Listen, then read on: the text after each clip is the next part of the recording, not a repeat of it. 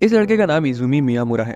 ये बहुत सीधा साधा शांत सा लड़का है, किसी से ज्यादा बातचीत नहीं, बस अपने में मगन। पर उसकी जिंदगी का रुख तब पलट जाता है जब उसकी क्लास की एक सुंदरी को पता चलता है कि वो स्कूल के बाहर कितना ज्यादा हैंडसम लगता है। इस सब की शुरुआत होती है काटागिरी सीनियर हाई स्कूल से, जहाँ एक क्लास में टीचर बच्चों को समझा रहा था कि ये उनकी स्कूल में आखिरी गर्मियां हैं, तो उन्हें इसे अच्छे से एंजॉय करना चाहिए।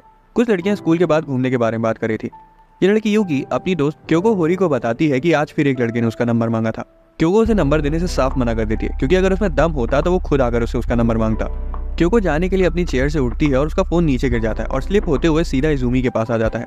वो उसे उसका फोन उठाकर दे देता है। जब इजुमी क्लास से निकलता है तो सब आपस में बात करते हैं कि इजुमी बड़ा अजीब लड़का है, शायद वो ओटाकू भी हो सकता है। किसी को पता नहीं था कि उसके उन लंबे घने बालों के पीछे उसकी असलियत क्या है। फिर क्योको घर निकल जाती है, पर दूसरी पॉपुलर लड़कियों की तरह क्योको स्कूल के बाद अपनी दोस्तों के साथ नहीं घूमती। वो घर का काम काज करती है और अपने प्यारे से छोटे भाई का अच्छे से ध्यान रखती है। उस दिन शाम को जब उसका छोटा भाई शोता घर आता है तो वो देखती कि उसकी नाक से खून बह रहा है। वो दौड़ के उसके पास जाती है और नोटिस करती कि यह हैंडसम लड़का उसे लेकर आया। लड़के के कान छिदे हुए थे और उसके शरीर पर टैटूज थे। बच्चे को सही सलामत घर पहुंचाकर वो वहां से जाने लगता है, पर शोता उसे पकड़ लेता है और क्योंकि उसे थोड़ी देर रुकने के लिए कहती है ताकि वो उसका शुक्रिया अदा कर सके। वो बैठते हैं और इजुमी ये देखकर काफी इंप्रेस था कि वो घर के सारे काम अकेले मैनेज कर लेती है। अचानक से क्योको को रियलाइज होता है कि वो उसे उसके नाम से बुला रहा है और वो उसके बारे में सब जानता है, उसकी क्लास, उसका स्कूल, सब कुछ। वो पूछती है कि वो दोनों सेम स्कूल में है और इजुमी कैजुअली बोलता है कि वो उसकी क्लास का इजुमी है। क्योको को भरोसा ही नहीं हो पा रहा था कि क्लास का सबसे शांत और सीधा लड़का कोई क्रीप नहीं बल्कि हैंडसम और चिल टाइप का बंदा है। अगले दिन भी उसे भरोसा नहीं हो पा रहा था कि वो सच में इजुमी था। यूकी नोटिस करती कि कुछ तो ऑफ है उसके साथ। तभी अचानक से क्योको उठती है और सीधा इजुमी के पास जाके उससे बात करने लगती है। वो एक शांत जगह जाते हैं और वहां बात करते हैं। वो बोलती है कि शोता उससे फिर से मिलना चाहता है। इजुमी तो इस चीज से हैरान था कि वो उससे कल के बाद फिर से बात कर रही है। वो बोलती हाँ, थोड़ा तो ऑकवर्ड है, लेकिन बात ना करने का भी कोई रीजन नहीं था। वो बोलती कि स्कूल के बाहर वो कितना अलग लग रहा था, उसे पता है कि वो तो बाहर भी स्कूल की तरह रहती है। इजुमी स्माइल करता है और वो शर्मा रहा था क्योंकि पहली बार उससे कोई इस तरह कैजुअली बात कर रहा है। क्योंकि बोलती है कि इसमें कोई बड़ी बात थोड़ी है। वो तो उसे ये भी सजेस्ट करती है कि उसे उसी तरह अपने बालों को रखना चाहिए जैसे वो कल रखे हुआ था। पर इजुमी तुरंत मना कर देता है क्योंकि अगर वो अपने बाल को बांध कर स्कूल आएगा तब उसकी पियर्सिंग्स दिखने लगेंगी। उस दिन के बाद से इजुमी डेली स्कूल के बाद क्योको के घर जाने लगा। पहले कुछ दिनों में उसे इजुमी के बारे में काफी कुछ पता चला। उसे मांगा वगैरह पढ़ना पसंद है, पर वो एकदम चकड़ ओटाकू नहीं है। उसकी एक फैमिली बेकरी है। उसने अपनी पहली पियर्सिंग मिडिल स्कूल में करी थी और चश्मा पहनने के बावजूद भी वो उतना स्मार्ट नहीं है। एक दिन जब इजुमी उसके घर आया हुआ था तब क्योको एक सुपरमार्केट का पैम्फलेट देख रही थी और पाती है कि अंडों पर सेल सिर्फ कल तक है। इजुमी बताता है कि डील सिर्फ 4 बजे तक रहेगी। क्योंकि वो पूरा भरोसा था कि वो समय पर पहुंच जाएगी। हालांकि उसकी किस्मत के कुछ अलग ही प्लान थे और स्कूल के बाद उसे स्टूडेंट काउंसिल मीटिंग के लिए बुला लिया जाता है। अब उसे इतनी अच्छी डील छोड़नी नहीं थी, इसलिए वो तुरंत इजुमी को अंडे लाने के लिए टेक्स्ट करती है। वो मान जाता है और जब वो देखता है कि उसके पास सिर्फ 20 मिनट बचे हैं तब वो दौड़ के जाता है। रास्ते में कपड़े बदलता है और स्कूल के पीछे वाली बाउंड्री से कूद जाता है और उसके जस्ट सामने यूकी थी। यूकी उस हैंडसम को रोक पाती, उससे पहले वो 9-11 हो जाता है। इजुमी जैसे तैसे अंडे खरीद लेता है, पर जो आंटियों से उसे लड़ना पड़ा उसे उसके बाद वो सब कभी नहीं करना था। हालांकि क्योको सच में काफी खुश थी और वो उसके एफर्ट्स के लिए उसे अप्रिशिएट करती है। इजुमी कैजुअली बोलता है कि बाउंड्री से कूदते वक्त उसे यूकी मिली थी और वो चाह रहा था कि वो बस उसे पहचान न ले। पता नहीं क्यों ये बात सीधा जाके क्योको के दिल पर लगती है। वो नहीं चाहती थी कि कोई और इजुमी की उस साइड को देखे। वो थोड़ा तेज बोल देती है ये बात और उठकर किचन में चली जाती है। इजुमी समझ गया था और वो कहता है कि वो भी नहीं चाहता कि क्योको की इस साइड को कोई और देखे। वो साइड जो कि घर का काम करती है, अच्छा खाना बनाती है और छोटी छोटी बातों पर गुस्सा हो जाती है। क्योको से इतनी साफ साफ कही बात हैंडल नहीं हो पाती कि जो उसके मन में था इजुमी ने सीधा बोल दिया, जिस वजह से वो बहुत ज्यादा शर्मा जाती है। अगले दिन जिम क्लास थी जिसमें सभी को स्विम करना था और इजुमी बोराया हुआ था कि अब बच्चे सब देख लेंगे, उसकी पियर्सिंग्स और यहाँ तक कि उसके टैटूज भी। वो शर्ट उठाकर क्योको को भी अपने टैटूज दिखाता है। क्योको बिल्कुल स्पीचलेस हो गई थी। उसे समझ नहीं आ रहा था कि या तो वो बिल्कुल बेवकूफ है या फिर बहुत हिम्मत वाला है। फिर अगले दिन क्लास में यूकी और तोरू नोटिस करते हैं कि इजुमी और क्योको एक दूसरे का काफी क्लोज आ गए। तोरू इजुमी के पास जाता है और कैजुअली पूछते कि क्या वो क्योको को डेट कर रहा है। इजुमी तुरंत मना कर देता है। तोरू कहता है कि वो दोनों कितने अलग हैं और इजुमी इस बात से एग्री करता है। हालांकि उसकी इस बात से इजुमी गैस कर ले जाता है कि शायद तोरू को क्योको पसंद है और उसका गैस बिल्कुल सही था। तोरू हड़बड़ाने लगता है कि वो किसी और को इसके बारे में ना बताए। तभी एक लड़का शू ने जिम क्लास के लिए बुला लेता है। चेंजिंग रूम में तोरू पूछता है कि वो हर वक्त जैकेट क्यों पहने रहता है। इजुमी नहीं चाहता था कि वो और ज्यादा जोर डाले उसको बताने को, इसलिए वो खुद ही अपनी जैकेट उतार के दिखा देता है कि वो क्या छिपा रहा है सबसे। तोरू तो पगला जाता है कि इजुमी जैसे लड़के के इस तरह के टैटूज कैसे हो सकते हैं। तोरू उसे और अच्छे से देखने के लिए उसके बाल पीछे करता है और पाता है कि उसके तो कान भी छिदे हुए हैं। ये सब देखकर वो सोचता है कि इस तरह का लड़का क्योको को पसंद है। फिर उन दोनों की काफी लंबी बातचीत होती है और तोरू प्रॉमिस करता है कि वो उसके टैटूज और पियर्सिंग वाली बात अपने तक ही रखेगा। हालांकि उसे ये नहीं समझ आ रहा था कि वो और क्योको इतने क्लोज कैसे आ गए। इजुमी बताता है कि उतना समय नहीं हुआ उन्हें क्लोज आए हुए और उसे लगता है कि क्योको का उसके साथ रहना बस उसकी बेसिक काइंडनेस है। ये सुनने के बाद तोरू से परमिशन मांगता है कि अगर ऐसा है तो क्या वो क्योको को प्रपोज कर ले।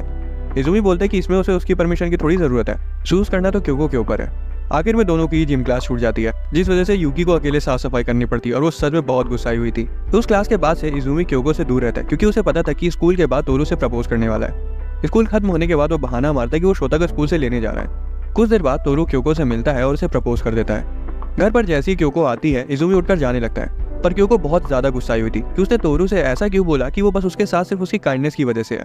इजुमी अपने कई शब्दों से पीछे नहीं हटता और वो बोलता है कि उसे सच में लगता है कि वो क्योको से बहुत ज्यादा अलग है और सिर्फ उसके आसपास रहने से वो स्कूल में उसकी रेपुटेशन को नुकसान पहुंचा रहा है। एकदम से क्योको का दिमाग खराब हो जाता है और वो चिल्ला के बोलती कि उसे पता ही नहीं है कि वो उसके लिए कितना मैटर करता है। उसने कितनी बार सुबह जल्दी उठने में उसकी मदद करी है, वो खाना भी बर्बाद नहीं होने देता उसके घर का, और सबसे बड़ी बात, उसे उसके साथ रहना सच में पसंद है। रही बात तोरू की, तो उसने उसके प्रपोजल को रिजेक्ट कर दिया है। कुछ दिनों बाद क्योको इजुमी के साथ सब्जियां खरीदने जाती है और वो कुछ ज्यादा ही पास आ गए थे एक दूसरे के।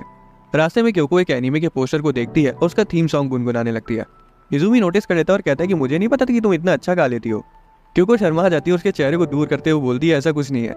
इजुमी पीछे भी नहीं हटता, क्योंकि वो इतनी बार जो उससे तमाचा खा चुका था। वो बताती कि असल में श्रोता हमेशा उस गाने को सुनता रहता है, इसलिए वो उसे आता है। पर जब इजुमी पूछता है कि उसे पर्सनली कौन से गाने पसंद है, तब वो चुप हो जाती है, क्योंकि सच्चाई ये है कि श्रोता के बजाय गाने के सिवा उसने और कोई गाने ही नहीं सुने हैं। फिर जब क्योको घर वापस आती है तो अपनी माँ को वहाँ देखकर हैरान हो जाती है कि उनके पास इतना समय कहाँ से आ गया जो वो अपने बच्चों से मिलने आ गई। थोड़ी देर बाद श्रोता उन्हें सब कुछ बताता है कि कैसे जिस लड़के ने उसे बचाया वो क्योको का स्कूल का दोस्त निकला। जब उनकी माँ क्योको से उस लड़के के बारे में पूछती है तो वो उसे इस तरह से डिस्क्राइब करती है जैसे वो किसी एक्शन मूवी का विलेन हो।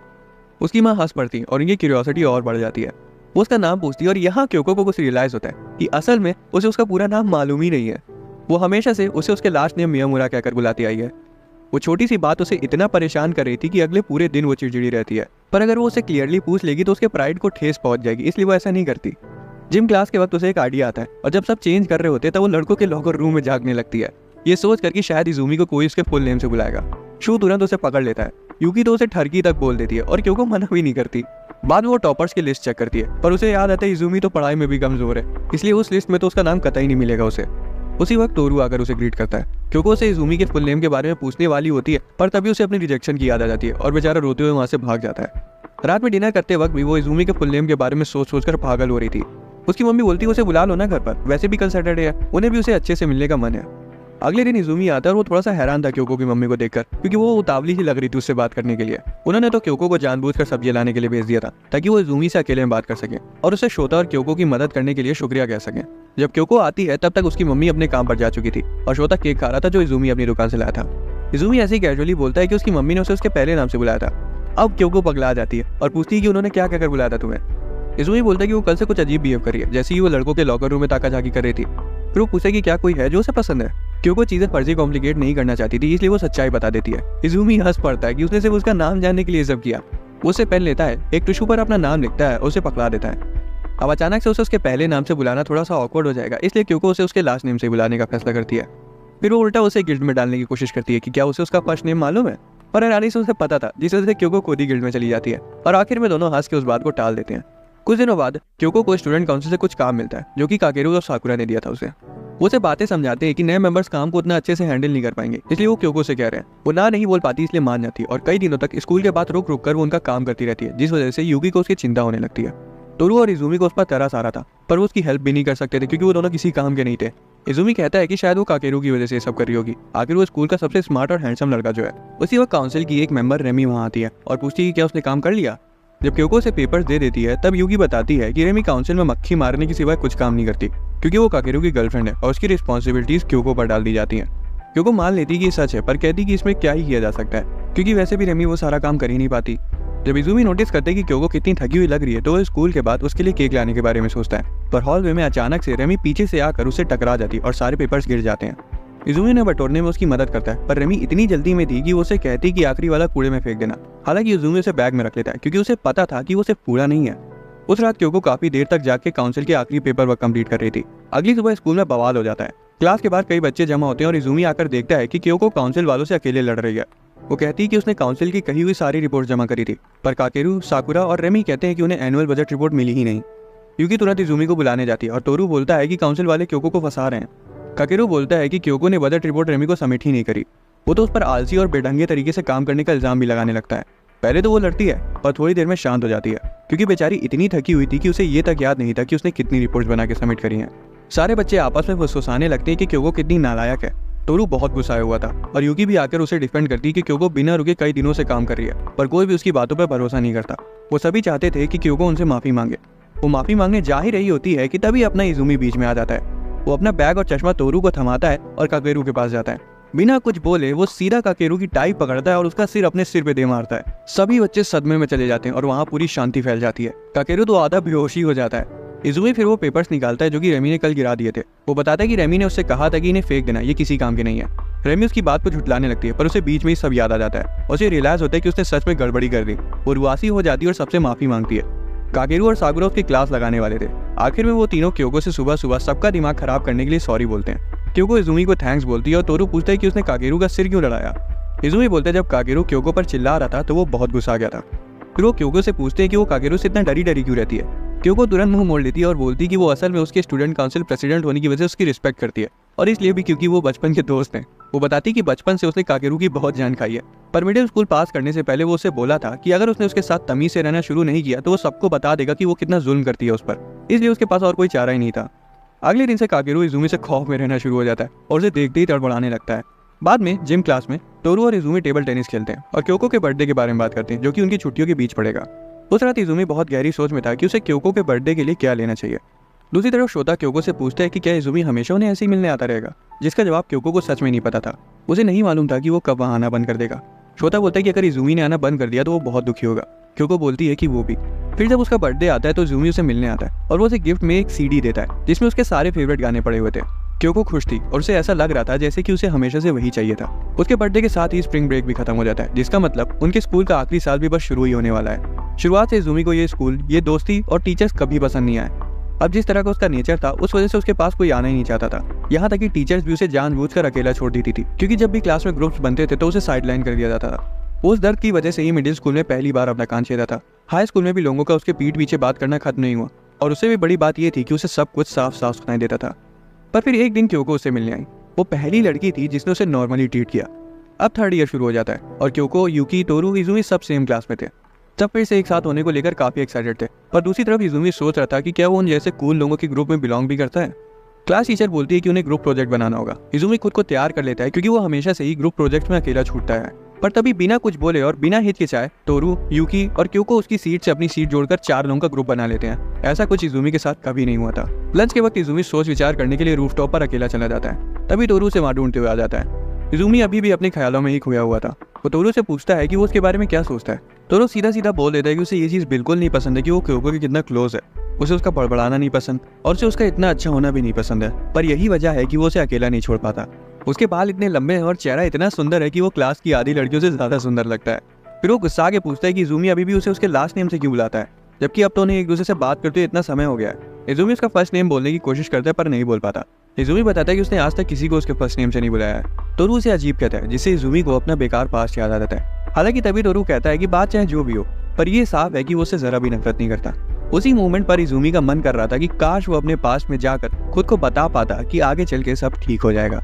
अगले दिन क्योको को जल्दी स्कूल आना पड़ता है क्योंकि शोता भी अब स्कूल जाने लगा था, जिस वजह से उसे जल्दी भी उठना पड़ता है। अब वो अपने ख्यालों में खोई हुई थी कि तभी रेमी उसके सामने आकर बैठ जाती है और उससे ऐसे बात करने लगती है जैसे कि वो उसकी जन्म जन्मांतर की दोस्त हो। उसे इजुमी के साथ के उसके रिलेशन के बारे में पूछती है। क्योको थोड़ा सा सोचती है और बोलती है कि उनके बीच कुछ नहीं चल रहा है। फिर रेमी अजीब तरह से हंसती है और कहती है कि फिर तो मैं इजुमी को ले लूंगी। क्योको समझ नहीं पाती, इसलिए रेमी क्लियर करती है कि क्योको तो इजुमी को डेट कर नहीं रही है, इसलिए वो उसकी गर्लफ्रेंड बनना चाहती है।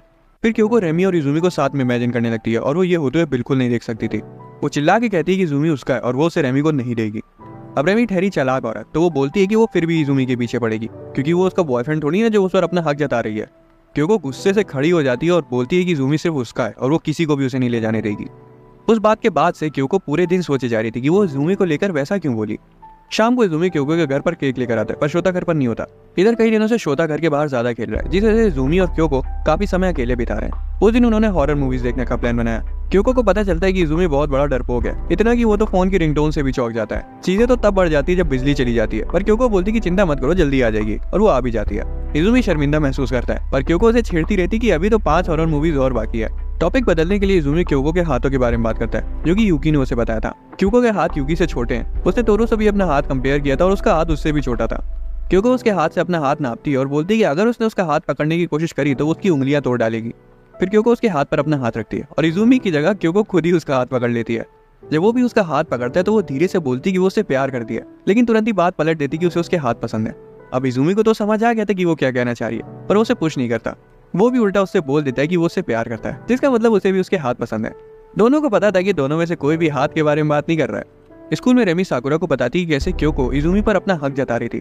वो तो बस उसे छेड़ रही थी कि वो इजुमी को डेट करेगी, पर साफ साफ समझ आ रहा था कि क्योको के अंदर इजुमी के लिए फीलिंग्स हैं। टोरू छुप कर ये सब सुन रहा था और बेचारा सच में बहुत उदास हो जाता है। अगले दिन जब इजुमी स्कूल आते तो उसका गाल छिला हुआ था। क्योको घबरा जाती है और पूछती क्या हुआ। वो बोलता है कि उसके और टोरू के बीच लड़ाई हो गई थी और अपनी क्योको तो टोरू की बैंड बजाने के लिए पूरा तैयार थी। पर जब वो क्लास में आता तो वो इजुमी से ज्यादा पिटा हुआ लग रहा था, क्योंकि इजुमी को अपने साथ ले जाती है और क्योको टोरू को। इजुमी बताता है कि टोरू ने शुरुआत करी थी और फिर उसने सेल्फ डिफेंस में आकर उसका गेम बजा दिया, पर धोखे में उसने कुछ ज्यादा ही कर दिया। इधर टोरू क्योको को बताता है कि यह बात है ही नहीं कि किसने लड़ाई शुरू करी या कौन जीता। असल में पिछली रात टोरू इजुमी के रूम में था और टोरू ने वो वाली बात छेड़ी जो उसने रेमी से सुनी थी कि क्योको को इजुमी पसंद है। इजुमी साफ साफ बोलता है कि ऐसा कुछ नहीं है, वो सिर्फ दोस्त है। उन्हें सच तब तक नहीं पता चलेगा जब तक क्योको खुद से कुछ नहीं कहती। ये सुनते ही टोरू बौरा आ जाता है और टेबल किनारे करके इजुमी को चाटा जड़ देता है। इजुमी अपने पुराने वाले रूप में वापस आ जाता है और 2 मिनट में टोरू को हारी मानने पर मजबूर कर देता है। कुछ देर बाद इजुमी उससे माफी मांगता है कि उसने कुछ ज्यादा ही कर दिया और आखिर में दोनों के बीच सुलह हो गई। फिर क्योको और यूकी इस बारे में बात करती हैं। अब टोरू ने तो क्योको को नहीं बताया था कि वो किस वजह से लड़ रहे थे, पर इजुमी ने यूकी को सब बता दिया था। कुछ दिनों बाद जब टोरू घर जा रहा था तो उस पर ऊपर से कुछ पेपर्स उड़ के आते हैं जो कि स्टूडेंट काउंसिल रूम से गिरे थे और साकुरा विंडो पर खड़ी थी। टोरू रूम में जाके उसे पेपर्स वापस कर देता है और पूछता है कि क्या वो अकेले सारा काम कर रही थी। साकुरा मुस्कुराती है और बोलती है कि हर एक का काम अलग अलग होता है, फिर चाहे वो काकेरू हो या फिर रेमी। टोरू उसकी तारीफ करता है कि वो काफी टैलेंटेड है, जो कि मैनेजमेंट का सारा काम खुद हैंडल कर रही है, और उससे भी बड़ी बात यह है कि उसे कोई नोटिस तक नहीं करता। साकुरा अपना मुंह मोड़ लेती है और वो शर्मा रही थी क्योंकि किसी ने पहली बार अचानक से उसकी ऐसी तारीफ कर दी। बाद में स्कूल के बाहर टोरू इजुमी से मिलता है क्योंकि क्योको ने उसे आइसक्रीम दी थी शेयर करके खाने के लिए, पर वो खुद पहले ही निकल गई। टोरू थोड़ा सा खुश होता है जब उसे पता चलता है कि क्योको ने वो दी है, लेकिन उसकी खुशी तब गायब हो जाती है जब वो देखता है कि वो आइसक्रीम मेलन फ्लेवर की है, क्योंकि उसे खरबूजा बिल्कुल पसंद नहीं है। उसी वक्त काकेरू वहां से गुजर रहा था और वो दोनों उसे अपने साथ बैठकर आइसक्रीम खाने के लिए बुला लेते हैं। काकेरू को कुछ और खास काम था नहीं, इसलिए वो उनके साथ जाके बैठ जाता है और वो दुनिया भर की बातें करने लगते हैं। फिर काकेरू रेमी और साकुरा के बारे में बात करता है और टोरू पूछता है कि स्टूडेंट काउंसिल में आखिर इतनी लड़कियां कैसे हैं। उन्हें लगता है कि काकेरू को लड़कियों को अपने इशारों पर नचाना पसंद है। काकेरू कहता है ऐसा कुछ नहीं है, पर टोरू उसे और चिढ़ाता है ये कहकर कि यहाँ तक कि स्टूडेंट काउंसिल रूम का एसी भी उसके कंट्रोल में है। काकेरू गिल्ट में आकर कहता है ऐसा कुछ भी नहीं है, वो जब चाहे तब स्टूडेंट काउंसिल रूम में आ सकते हैं। पर ये कहना उसे बहुत भारी पड़ जाता है क्योंकि अगले दिन ही टोरू और इजुमी मस्ती करने के लिए सबको स्टूडेंट काउंसिल रूम में ले आते हैं। इजुमी और क्योको रॉक पेपर सीजर्स में हार जाते हैं, जिस वजह से उन्हें सबके लिए ड्रिंक्स लेके आनी पड़ती हैं। इधर रूम में रेमी इजुमी और क्योको के रिलेशन के बारे में पूछती है, जिसका जवाब ना तो टोरू के पास था और ना ही यूकी के पास। रेमी फिर बोलती है कि क्योको और टोरू की जोड़ी ज्यादा अच्छी लगेगी। भाई मैं बता रहा हूँ, ये चुड़ैल बस बातें बना रही है, असल मकसद इसका इजुमी को हथियाने का है। खैर टोरू तो उसकी बात सुनकर एक्साइटेड हो जाता है, पर यूकी उसे रियलिटी में वापस लाती है कि क्योको ने उसे साफ साफ रिजेक्ट कर दिया था। यहाँ साकुरा को पहली बार पता चलता है कि टोरू को क्योको पसंद है। जब यूकी बोलती है कि उन्हें ड्रिंक्स लाने में इतना समय क्यों लग रहा है, तब सब उल्टी सीधी बातें करने लगते हैं कि शायद उनके बीच कुछ हो रहा होगा, जिसे टोरू बेचारा और सहम जाता है। पर यूकी उसे रिएश्योर करती है कि इतना मत सोचो, शायद वो पैसे उड़ा रहे होंगे। टोरू उसका सिर चलाते हुए कहता है कि तुम ही मेरी सच्ची दोस्त हो, बाकी सब तो दोगले हैं। टोरू और यूकी की क्लोजनेस को देखकर साकुरा को थोड़ी सी जलन होती है और वो अपना मुंह मोड़ लेती है। ये दोनों ड्रिंक्स लेकर वापस आ जाते हैं और इजुमी तुरंत टोरू के पास जाके उससे माफी मांगता है और बोलता है कि वो करने को उसका कोई इरादा नहीं था। ये सुनते ही टोरू बहुत ज्यादा इनसिक्योर हो जाता है और उसे लगता है कि क्योको और इजुमी के बीच वही हुआ जिसका उसे डर था। इजुमी आगे कुछ बोल पाता उससे पहले ही वो वहां से भाग जाता है। वो दुनिया भर की चीजें सोचने लगता है, पर जब वो अपना कोला खोलता है तो वो सीधा उसके चेहरे पर उछल जाता है। असल में इजुमी से धोखे से आते वक्त उसकी ड्रिंक गिर गई थी और वो उस वक्त उसे वही बता रहा था। सभी हंसने लगते हैं और साकुरा उसे पोंछने के लिए वेट टिश्यू देती है। उस शाम इजुमी क्योको के घर पर पड़ रहा था और उसके रूम का एसी खराब पड़ा था। इजुमी बोलता है कोई दिक्कत की बात नहीं, मुझे तो इसकी आदत है, मैं वैसे भी शर्ट उतार के सोता हूँ। क्योको ये सुनकर शॉक हो जाती है और उसे याद आता है कि कैसे उसने पहले एकदम कैजुअली अपनी शर्ट उठा के उसे अपने टैटूज दिखा दिए थे। फिर वो सोचती कि क्या उसे इससे शर्माना चाहिए भी, इसलिए वो एक चीज ट्राई करती है और इजुमी से एक बार फिर से उसे अपने टैटूज दिखाने को कहती है। इजुमी अपने स्ट्रेट फॉरवर्ड बंदा सीधा अपनी शर्ट उतारने लगता है क्योंकि उस पर भड़क पड़ती कि क्या अगर कोई कह देगा तो वो ऐसी कैजुअली उसके सामने अपनी शर्ट उतारने लगेगा, खासकर बिना अगले से रीजन पूछे। फिर वो पूछती कि क्या वो हमेशा से दूसरों के साथ इतना ही ओपन रहा है। इजुमी धीरे से हाँ बोलता है और वो कुछ और भी उससे पूछने जा रही थी, पर इजुमी उसे बीच में रोक देता है और पूछता है कि आखिर वो कहना क्या चाहती है। क्यों वो कहती कि उसने उसे कभी शर्माते हुए नहीं देखा, उल्टा हमेशा वही एम्बैरेस हो जाती है। इजुमी बोलता है ऐसा नहीं है, वो भी नर्वस होता है, जैसे कि जब वो हाल ही में अपने पुराने दोस्त शिंडो से मिला था। शिंडो ने कहा था कि उसे इजुमी पर गर्व है, पर इजुमी समझ नहीं पाया कि उसने ऐसा क्या कर दिया। वो कहता है कि उसने इजुमी को अपनी गर्लफ्रेंड के साथ डेट पर जाते हुए देखा था। इजुमी थोड़ा शर्मा जाता है और बोलता है कि वो किसी को डेट नहीं कर रहा है, पर शिंडो उसकी बात नहीं मानता और आखिर में इजुमी उसकी मिसअंडरस्टैंडिंग क्लियर नहीं कर पाया और शिंडो को अभी भी लग रहा है कि क्योको सच में उसकी गर्लफ्रेंड है। इजुमी क्योको से प्रॉमिस करता है कि वो शिंडो को समझा देगा बाद में कि ऐसा कुछ नहीं है, पर उसकी गर्लफ्रेंड समझे जाने में क्योको को कोई दिक्कत नहीं थी। वो बात कर ही रहे होते हैं और तभी शिंडो इजुमी को अपनी गर्लफ्रेंड के साथ फोटो भेजता है और इजुमी को डबल डेट के लिए इन्वाइट करता है। पहली बार इजुमी ने क्योको के सामने कोई रिएक्शन दिया था, जिस वजह से वो खुद को रोक नहीं पाई और उसके फोन में झांकने लगी। इजुमी घबरा जाता है और अपना फोन छिपाता है और यहाँ तक कि एक बार को क्योको पर चिल्ला भी देता है। फिर वो शिंडो को कॉल करता है और उस पर भड़क पड़ता है और फिर तुरंत कॉल कट कर देता है। ये पहली बार था कि इजुमी क्योको पर चिल्लाया था। क्योको गुस्सा होने की जगह हैरान थी। वो सच में जानना चाहती थी कि इजुमी पहले कैसा था। कुछ दिनों बाद जब वो सब्जियां लेकर घर वापस आ रही थी, तब रास्ते में शिंडो उसे मिलता है। अब उसे तो पता नहीं था कि वो कौन है, पर शिंडो उसे जानता था। उसी वक्त इजुमी और तोरू भी बाहर घूम रहे थे। तोरू क्योको को किसी अनजान लड़के से बात करते हुए नोटिस कर लेता है। इजुमी तुरंत उसे पहचान लेता है और सीधा जाकर उसे तमाचा जड़ देता है। शिंडो को कोई फर्क नहीं पड़ता और वो इजुमी से उसे क्योको को इंट्रोड्यूस करवाने को कहता है। इजुमी ना चाहते हुए भी उसे अपना पुराना दोस्त बताकर इंट्रोड्यूस करता है। पर जब तोरू इजुमी से पूछता है कि वो कौन है, तब इजुमी सिर हिलाते हुए इशारा करता है कि उसे नहीं पता। शिंडो कैजुअली बताता है कि वो एग्जाम्स में फेल हो गया था, जिस वजह से उसे 1 साल रोक लिया गया। वो बताता है कि उसका स्कूल करिकुलम काफी टफ है, क्योंकि वो शहर का सबसे बढ़िया स्कूल है। फिर भी उसे इजुमी से जलन होती है कि वो अपनी स्कूल लाइफ को इतने अच्छे से एंजॉय कर रहा है। क्योको को बहुत गर्मी लग रही थी, इसलिए वो घर जाने लगती है। शिंडो आइडिया देता है कि उन्हें रेस्टोरेंट चलना चाहिए, वहाँ एसी भी लगा होगा। रास्ते में इजुमी को वो दिन याद आता है जब शिंडो ने पहली बार उससे बात करी थी। उसी दिन उनकी क्लास बदली थी और कोई उसे टक्कर मार के चला गया, जिस वजह से उसकी सारी किताबें गिर गई।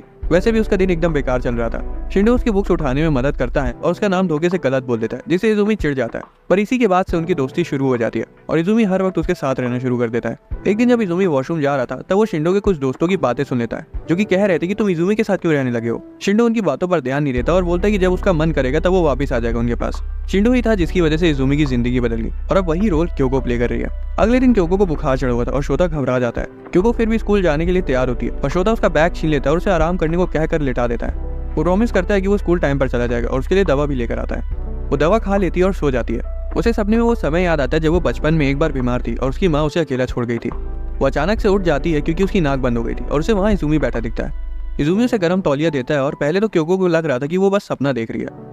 इजुमी बताता है कि शोता ने उसे कॉल किया था। फिर वो पूछते हैं कि क्या उसने मेडिसिन ली और क्या उसने टेम्परेचर चेक किया अपना। क्योको बोलती है हाँ, तो इजुमी पीने के लिए कुछ लेने चला जाता है, पर वो कमरे से बाहर जा पाता उससे पहले क्योको बिस्तर से गिर जाती है और सिसकियां भरते हुए पूछती है वो कहाँ जा रहा है।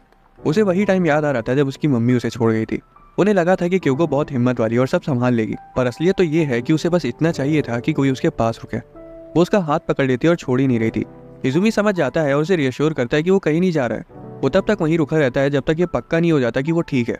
वो स्कूल और उसकी मम्मी को भी सारा कुछ एक्सप्लेन कर देता है। स्कूल के लिए निकलने से पहले इजुमी एक आखिरी बात बोलता है। वो कहता है कि क्योको उसे पसंद है और उसे इस चीज से फर्क नहीं पड़ता कि वो सो रही है या फिर सोने का नाटक कर रही है। पर जैसे ही वो कमरे से निकलता है, क्योको तुरंत झटके से उठ जाती है और उसे कन्फेशन से बहुत ज्यादा शौक थी। फिर क्योको तबीयत खराब होने की वजह से 2 दिन स्कूल से छुट्टी ले लेती है। उसे अब ठीक लग रहा था, पर जिस बात की वजह से वो स्कूल वापस जाने से हिचकिचा रही थी वो थी इजुमी का कन्फेशन। उसने साफ साफ सुना था कि उसने कहा है कि वो उसे पसंद करता है और अब इजुमी को एक सिंपल सा मैसेज करने में भी उसे अजीब लग रहा है। बाद में शोता इजुमी को किसी अनजान लड़की के साथ देखता है। जब वो घर आता है तो क्योको को कैजुअली बताता है कि उसने इजुमी को किसी लड़की के साथ देखा था और वो काफी क्लोज लग रहे थे। क्योको एकदम से शांत हो जाती है। वो आगे कुछ पूछ पाती उससे पहले ही शोता दही के फ्लेवर्स के बारे में बात करने लगता है। क्योको उसे पूछती है कि वो लड़की कैसी दिख रही थी। शोता बताता है कि लड़की ने किसी और स्कूल की यूनिफॉर्म पहन रखी थी। ये सुनते ही क्योको का दिमाग 100 जगह घूमने लगता है। उसे तो ये तक लगने लगता है कि वो इजुमी की कोई सी गर्लफ्रेंड होगी। वो खुद को शांत करती है और शोता से पूछती है कि वो दोनों एक दूसरे के कितना क्लोज थे। जब शोता बताता है कि वो उसको अपने एकदम पास पकड़े हुआ था, तब क्योको शौक में अपना दही गिरा देती है। वो इतना शौक में थी कि वो रात में इजुमी का मैसेज खोल तक नहीं पा रही थी। उसके दिमाग में इतना कुछ चल रहा था कि एक सिंपल सा सवाल करने में भी वो कतरा रही थी। अगले दिन जब वो स्कूल आती है तो तोरू से वेलकम बैक बोलता है, पर क्योको उस पर चढ़ बैठती है क्योंकि वो नहीं चाहती थी कि इजुमी को उसके वहाँ होने का पता चले। इजुमी तो लंच तक नोटिस नहीं कर पाता कि वो स्कूल आई भी है। उसे तब पता चलता है जब तोरू उसे बताता है। इजुमी उससे बात करने का डिसाइड करता है। वो उसे लॉकर के पास किसी से छुपते हुए पाता है और उसे आवाज लगाता है। वो डर जाती है क्योंकि वो उससे ही छिप रही थी। इजुमी उसे साफ साफ पूछे कि क्या वो उसे उस दिन के कन्फेशन की वजह से अवॉइड कर रही है, पर क्योको के दिमाग में तो कुछ और ही था। वो इजुमी से पूछती कि वो लड़की कौन थी। इजुमी कंफ्यूज हो जाता है और फिर थोड़ा सा सोचता है और उसे याद आता है कि वो तो चीका थी। क्योको तो आग बबूला हो जाती है क्योंकि इजुमी ने उसका फर्स्ट नेम बोला था। वो बताती कि शोता ने उन्हें एक दूसरे का हाथ पकड़े देखा था। इजुमी तुरंत उसे एक्सप्लेन करता है कि वो तो शिंडो की गर्लफ्रेंड है और शोता ने उसे उस वक्त देखा होगा जब वो फिसल के गिरने वाली थी और उसने उसे पकड़ा था। अचानक से क्योको और गुस्सा आ जाती है और इजुमी को बुक दे मारती है क्योंकि वो इतनी देर से चीका चीका बोले जा रहा था, जबकि उसने आज तक उसे उसके फर्स्ट नेम से कभी नहीं बुलाया। इतना क्या कर वो वहां से चली जाती है। अब उसे ये नहीं पता था कि इस बइले को चीका का लास्ट नेम पता ही नहीं था। जब क्योको घर पहुंच जाती तब उसे रिग्रेट होना शुरू होता है कि वो क्या कराई। अब तो इजुमी उसे जरूर नफरत करने लगेगा। उस शाम शोता इजुमी के साथ घर आता है। इजुमी उसे उसकी बुक रिटर्न करने और मिसअंडरस्टैंडिंग क्लियर करने आया था, पर क्योको पहले ही उस पर बुक फेंकने के लिए उससे माफी मांग लेती है और चीका का फुल नेम पूछती है। तब इजुमी बताता है कि उसे चीका का फुल नेम कभी मालूम ही नहीं था। वो हंसकर उस बात को टाल देते हैं। फिर क्योको असली बात पर आती है, जो कि था उसका कन्फेशन। वो बताती है कि वो जागी हुई थी और उसने सब सुन लिया। इजुमी को पता था, इसीलिए उसने बोला था, पर उसके अंदर इतनी हिम्मत नहीं थी कि वो उसके जवाब का वेट करे, इसलिए वो चला गया। उनकी बात के बीच ही क्योको के पापा क्योसुके वहां जाते हैं और इजुमी को पहली बार देखते हैं। क्योको उनसे सिगरेट बुझाने को कहती है, पर क्योसुके को कुछ फर्क नहीं पड़ता। वो तो इजुमी से पूछते कि क्या वो भी सिगरेट पीता है और कहते कि पियर्सिंग्स की वजह से वो गुंडा लग रहा है। तभी पीछे से क्योको उन्हें लात जड़ देती है। क्योसुके ही निनाने लगता है और पूछते हैं कि क्या इस घर में पापा लोगों को ऐसे ट्रीट किया जाता है। वो बातें बुनना शुरू करता है कि मैं इतने दिनों बाद घर आया, मुझे लात मार दी, घर में एक अजनबी बैठा है, मेरी बीवी भी गायब है, मुझे किसी ने खाने तक को नहीं पूछा। क्योको को उन पर तरस आ जाता है और वो उनके लिए कुछ खाने को बनाने चली जाती है। क्योको के जाते ही क्योसुके इजुमी को छेड़ना शुरू करता है। वो उसके एकदम पास आ जाता है और अजीबोगरीब जोक सुनाने लगता है। क्योको फिर से उसके सिर पर कटोरी मार देती है ताकि वो चुप हो जाए। क्योसुके इजुमी से क्योको के जल्दी गुस्सा हो जाने की वजह से माफी मांगता है। वो फिर भी चुप नहीं होते और आखिर में पूछ ही लेते हैं कि क्या वो क्योको का बॉयफ्रेंड है। एकदम से सब शांत हो जाते हैं और तभी हैरानी से क्योको बोल देती कि हाँ वो मेरा बॉयफ्रेंड है। अपना इजुमी तो शर्मा गया था। क्योसुके बोलता है कि उसे लंबे बालों वाले लड़के पसंद नहीं है, जबकि उसके खुद के लंबे बाल थे। फिर भी इजुमी खड़ा होता है और बोलता है कि अगर ऐसा है तो वो अपने बाल काट लेगा। हालांकि क्योसुके कहता है कि इसकी कोई जरूरत नहीं है, उन्हें बांध सकता है। वो इजुमी के बालों से खेलने लगते हैं और पूछते हैं कि उसे क्योको जैसी लड़की कैसे पसंद आ गई। इजुमी बोलता है कि क्योको की वजह से ही वो उस प्यार वाली फीलिंग को महसूस कर पाता है। उसी वक्त क्योको की मम्मी यूरिको वहां आ जाती है। वो अपने हस्बैंड को वहां देखकर इतनी हैरान थी कि उनके हाथों से सारी सब्जियां गिर गई। कुछ देर के लिए सब शांत हो जाते हैं। वो गुस्सा नहीं थी, उन्होंने बस उन्हें डिनर के लिए गिना नहीं था। क्योसुके तो तब पागल हो जाता है जब उसे पता चलता है कि इजुमी की प्लेट्स उनके पास है पर उसकी नहीं है। खाना खाने के बाद क्योको इजुमी को सड़क तक छोड़ने जाती है। धीरे से वो उसका हाथ पकड़ लेती है। इजुमी बताता है कि अभी काफी चीजें हैं जो उसे उसके बारे में नहीं पता है, पर वो वादा करता है कि वो उसे अच्छे से जानने की पूरी कोशिश करेगा। और उसी वक्त से उनकी दोस्ती खत्म होकर प्यार में बदल जाती है। घर जाके वो तोरू को फोन मिलाता है और उसे सब कुछ बता देता है और तोरू कहता है उसे कोई प्रॉब्लम नहीं है। पर जैसे ही कॉल कटती है तोरू रो पड़ता है क्योंकि उसे समझ आ गया था कि उसने क्योको को हमेशा के लिए खो दिया है। तोरू मेरे भाई, हम सब तुम्हारा दर्द समझ सकते हैं।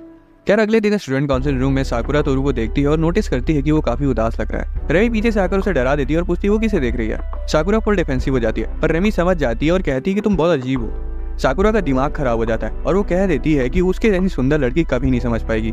वहां से जाते हुए वो बोलती है कि काश वो उसकी जगह होती।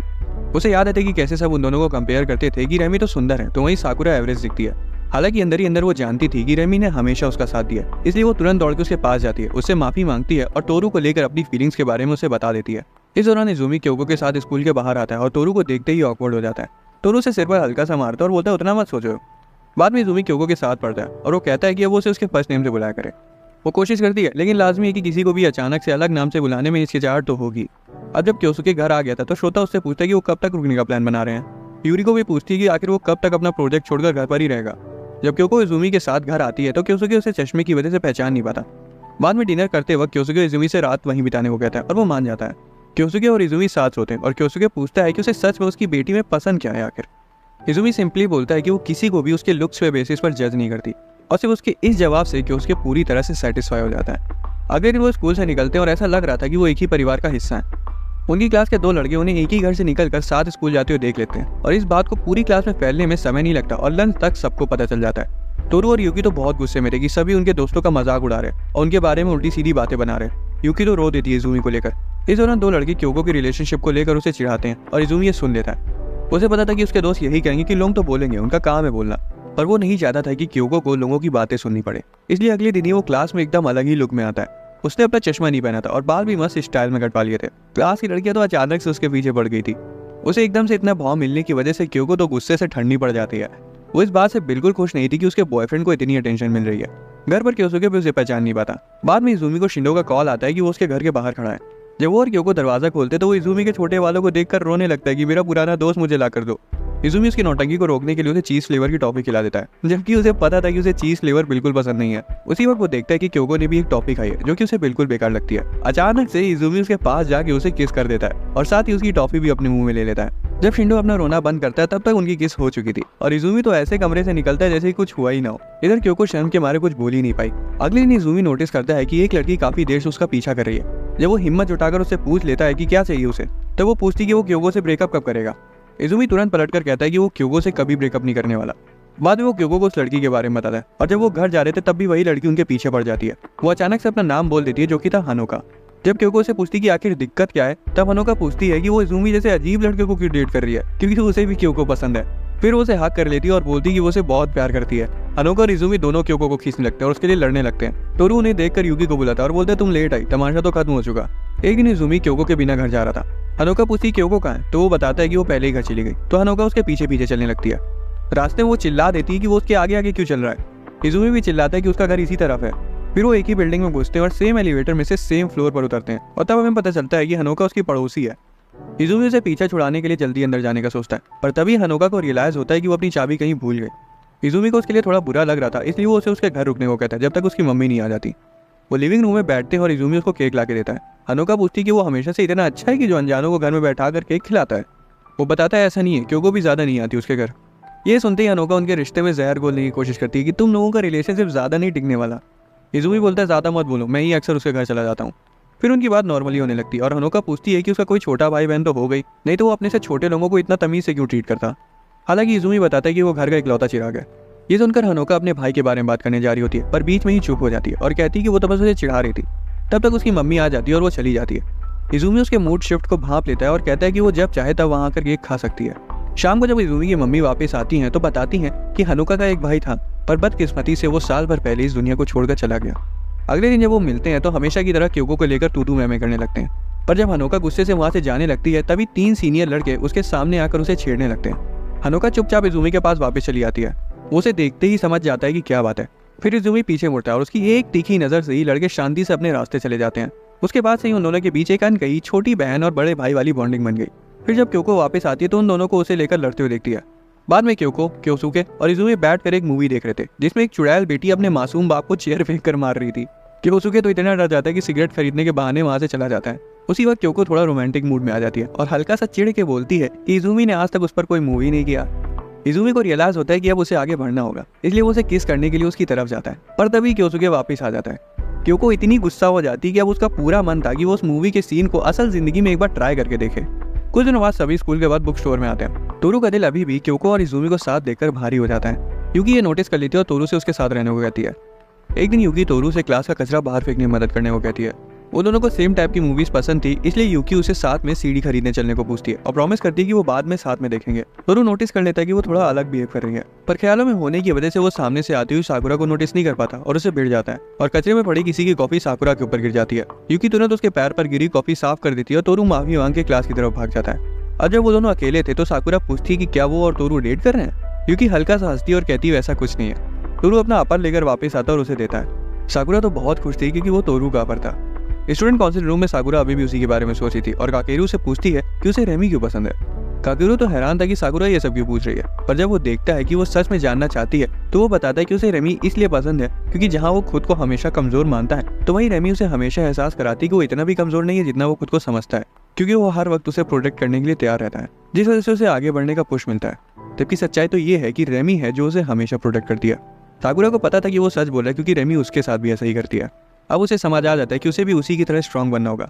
कुछ दिनों बाद साकुरा तोरू का अपर वापस कर देती है और वो चला जाता उससे पहले हिम्मत जुटा के वो उसे थैंक यू कुकीज दे देती है जो कि स्पेशली उसने उसी के लिए बनाए थे। तोरू तो खुशी खुशी उन्हें ले लेता है। उसे वो बहुत पसंद आती है, खासकर वो पिंक वाली जो कि साकुरा फ्लावर की तरह लग रही थी, जिसे साकुरा काफी ब्लश करने लगती है। बाद में यूकी और क्योको एक मैगजीन खरीदने के लिए बुक स्टोर पर गए थे। यूकी को जो सी मैगजीन चाहिए थी वो उसे मिल जाती है, पर अचानक से वो रुक जाती है क्योंकि किसी और लड़की को भी वही चाहिए थी। बिना कुछ बोले उसे ले जाने दे दिया। क्योंकि पूछती कि उसने ऐसा क्यों किया, तो यूकी बताती कि उस लड़की को देखने से लग रहा था कि उसे उसकी ज्यादा जरूरत है। स्कूल में क्योको कैजुअली बोलती कि आजकल यूकी तोरू के साथ नहीं घूम रही है। यूकी कहती है तोरू किसी के कुकीज खाने में बिजी है ना। यूकी की जलन और दुख एक सेकंड के लिए उसके चेहरे पर साफ दिखाई दे रहा था, पर तभी वो हंस देती है। क्योंकि समझ जाती है कि यूकी को जितना दुख होता है वो उतना ही हंसती है। जो उसे चाहिए वो उसके बारे में कभी नहीं बोलती और अपनी चीजें अपने तक ही रखती है। यही रीजन है कि वो हमेशा हर्ट होती है। बाद में साकुरा उसे भी वही सेम कुकीज देती है जो कि उसने तोरू को दिए थे। यूकी उसे पहले तो फेंकने वाली थी, पर तभी उसे याद आता है कि वो थैंक यू कुकीज है। आखिर में उसे बुरा लगता है कि वो किसी की मेहनत और प्यार को ऐसे ही फेंकने जा रही थी। उसे रियलाइज होता है कि उसे बस जलन हो रही थी। अगले दिन वो इजुमी से बेकिंग के बारे में पूछती है। इजुमी बोलता है कि उसे उतना कुछ पता नहीं है बेकिंग के बारे में, पर अगर उसे कुछ अच्छा बनाना है तो वो एक बार में नहीं बनेगा, उसे ट्राई करते रहना होगा। एक हफ्ते बाद यूकी अपने कपकेक्स इजुमी और क्योको को टेस्ट कराने लाती है और वो देखने में उतने कुछ टेस्टी लग नहीं रहते। यूकी कहती है कि वो नहीं चाहती कि तोरू उन्हें देखे, पर तभी तोरू पीछे से आकर खुद ही उस केक को ले लेता है। वो यूकी की उंगलियों पर लगे बैंडेजेस को नोटिस करता है और हालांकि वो खाने लायक तो था नहीं, लेकिन फिर भी वो उसे खाता है और कहता है कि उसे अगले केक का इंतजार रहेगा। बाकी दोनों भी उसके एफर्ट्स को अप्रिशिएट करते हैं, जिससे उसे और अच्छा करने की इंस्पिरेशन मिलती है। कई दिनों बाद इजुमी को अचानक से एक फैमिली इमरजेंसी की वजह से होकाइडो जाना था, इसलिए वो एक हफ्ते बाहर रहेगा। इधर बेचारी क्योको अकेली पड़ जाती है और उसे उसके साथ रहने की आदत लग गई थी, इसलिए वो 2 ड्रिंक्स ले लेती है। वो उसके वापस आने तक बस दिन जैसे तैसे काट रही थी। एक समय बाद तो बस उसका दिमाग खराब ही होने वाला था, क्योंकि इजुमी ने उसे मैसेज तक नहीं किया था। दूसरी तरफ इजुमी अपना चार्जर लाना भूल गया था, जिस वजह से उसने एक हफ्ते तक किसी को कांटेक्ट नहीं किया। जब वो वापस आता है और वो न्यूज़ क्योको को मिलती है तो वो दौड़ के सीधा उसके घर चली जाती है। जब इजुमी घर आके अपना फोन चार्ज करता है तो देखते हैं कि क्योको का मैसेज आया हुआ है और वो भी उससे मिलने के लिए घर से बाहर निकलता है और एलिवेटर से नीचे उतरने लगता है। जैसे ही वो ग्राउंड फ्लोर पर पहुंचता है तभी क्योको उसे टकरा जाती है और तुरंत उसे कस के गले लगा लेती है। ये 5 दिन उसकी जिंदगी के सबसे लंबे 5 दिन थे। स्कूल में लड़कियां पूछती कि ऐसा क्या है जो इजुमी को पसंद नहीं है। वो बताती कि उसे हॉरर मूवीज नहीं पसंद है, पर फिर भी वो उसके साथ देख लेता है। लड़कियां बोलती है कि वो सिर्फ इसलिए देखता होगा क्योंकि क्योको से जबरदस्ती दिखाती होगी। फिर यूकी कुछ ऐसा बोल देती है जो कि क्योको के दिमाग में जाकर छप जाता है। वो कहती है कि अगर उसने ये डरावनी मूवीज देखना जारी रखी तो हो सकता है इजुमी पीछे हटने लगे। इसी वजह से बाद में घर पर जब क्योको इजुमी के साथ मूवीज देख रही थी तो वो जानबूझकर डरने का नाटक कर रही थी, लेकिन ये दिखावा उल्टा पड़ गया क्योंकि इजुमी और ज्यादा डर जाता है। वो अपना मन शांत करने के लिए बाथरूम जाता है और क्योको बिस्तर पे जाके लेट जाती है और सोचती है कि अब इजुमी और उसका सब खत्म। उसके कदमों की आवाज़ सुन के इजुमी भी उसके बेडरूम में आ जाता है। क्योंकि को बुरा लग रहा था कि वो बाकी लड़कियों की तरह स्वीट और इनोसेंट नहीं है, पर इजुमी उसे दिलासा देता है कि वो जैसी है वो उसे वैसी ही पसंद है। उसने अपने दिमाग में उसकी कोई आइडियल इमेज नहीं बनाई है। क्योको को रियलाइज होता है कि वो भी उसी की तरह है, उसे भी इजुमी जैसा है वैसा ही पसंद है। क्योको उसके दिल की आवाज़ सुनने के लिए उसके गले लग जाती है और इजुमी भी यही करता है। उसके बाद दोनों अपनी पहली रात साथ बिताते हैं। बाद में इजुमी तोरू के घर जाता है और तोरू उसके गले पर लगे निशान को नोटिस करता है और समझ जाता है कि क्योको ने उसे काटा है, जिससे वो इस बात का सबूत देना चाहती है कि इजुमी सिर्फ उसका है। कुछ दिनों बाद इजुमी को उसके पास के बुरे सपने आने लगते हैं। सपने वो अपने उस वर्जन को देखता है जिसके सीने में सिर्फ दर्द था, जिसे हर चीज से नफरत थी, जिसका कोई असल दोस्त नहीं था और जो अपनी जिंदगी खत्म करने के लिए तैयार था। इजुमी अपने उस वर्जन के पीछे जाके खड़ा होता है और कुछ देर और खुद को संभले रहने को कहता है, क्योंकि जल्द ही कुछ लोग आएंगे जिन्हें सच में उसकी चिंता होगी, जो उसे जैसा है वैसा ही अपनाएंगे, और इन सब से ऊपर एक लड़की जो उसके साथ हंसेगी, रोएगी और उसे प्यार करेगी। जब वो उठता है तो उसकी आंखें आंसुओं से भरी हुई थी। दूसरी तरफ स्टूडेंट काउंसिल प्रेसिडेंट काकेरू, जो कि इतना कूल दिखता है, असल में वो ऐसा है ही नहीं। रमी को उसकी सच्चाई पता है कि कैसे उसे दूसरों पर चिल्लाना कितना बुरा लगता है। जब लोग उसे अनएथलेटिक होने को लेकर मजाक उड़ाते हैं तो वो हंस तो देता है, पर अंदर ही अंदर उसका दिमाग खराब हो जाता है। दूसरे लोग जब उस पर रिलाय करते हैं तो उसे पसंद आता है, पर इसी वजह से जब वो अकेला होता है तो उसे घबराहट होती है। उसका यही वर्जन रेमी को पसंद था। जब वो पहली बार मिले थे तो रेमी ने उसमें कुछ अलग नोटिस किया था। बाकी सब लड़के बोलते थे कि रेमी कितनी खूबसूरत है, पर हमारे प्रेसिडेंट को वो उतनी कुछ खास नहीं लगी। वही मोमेंट था जब रेमी ने उसमें कुछ अलग नोटिस किया। एक दिन क्लास में रेमी काकेरू को कोर्स बुक के पीछे कुछ छिपा के पढ़ते हुए देखती है और उससे बात करने का फैसला करती है। क्लास के बाद वो काकेरू के पास आती है और वो एक दूसरे को अपनी फेवरेट बुक के बारे में बताते हैं। काकेरू बताता है कि उसके मम्मी पापा के पास किताबों का पूरा भंडार है। रेमी पूछती है कि क्या वो उन्हें कभी देखने आ सकती है, और काकेरू मान जाता है। एक दिन वो उसे अपने घर पर इन्वाइट करता है और रेमी शेल्फ पर रखी एक बुक को देखती है जिसका टाइटल था the day before the world ends. उन दोनों को ही कहानियां पढ़ना पसंद था, जिस वजह से वो दोनों एक दूसरे के नजदीक आ गए। जब रेमी उसे दूसरी बुक पढ़ने को देती है तब काकेरू को थोड़ा सा कुछ फील होता है उसके लिए, पर वो हेजिटेट कर जाता है क्योंकि उसका एक दोस्त रेमी को पसंद करता था। वो रेमी को उसके बारे में बताता है, पर रेमी उस बात को तवज्जो ही नहीं देती और पूछी कि क्या वो दोबारा उसके घर आ सकती है।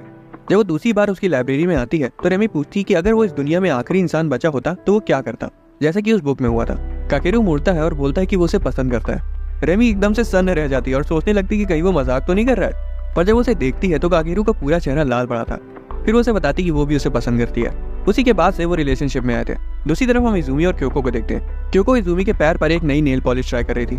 जैसी वो उसकी तरफ झुकती है, इजुमी को पता नहीं कि उसके सिर पर पैर रखने का मन करता है। इजुमी तुरंत उसे नाक रगड़ के माफी मांगने लगता है और क्योको हैरान हो जाती है। उसे उतना कुछ फर्क नहीं पड़ा था, पर वो हैरान इसलिए थी क्योंकि इजुमी बाहर सबसे एकदम टफ रहता है, पर उसके सामने एकदम छोटा सा बच्चा बन जाता है। वो सोचने लगती है कि उसका असल वर्जन कौन सा है।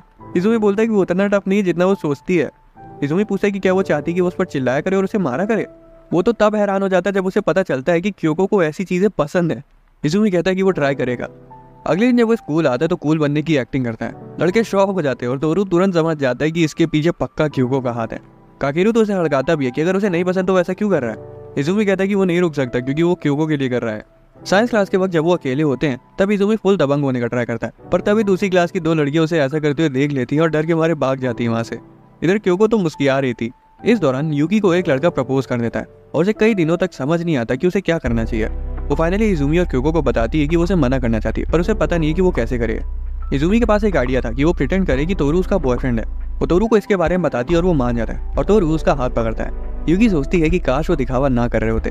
उनका प्लान था कि वो कपल की तरह एक्ट करेंगे और यूकी उस लड़के से बात करेगी। फिर वो लड़का आ जाता है, उसका नाम था अकाने।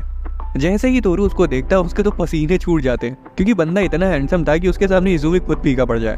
तोरू की हालत टाइट हो जाती है। उसे पता था कि वो उसके आसपास भी नहीं है। हालांकि जब अकाने तोरू को देखता है तो उसे लगता है कि तोरू यूकी का बॉयफ्रेंड है और उसकी रिस्पेक्ट करते हुए वो खुद ही पीछे हट जाता है।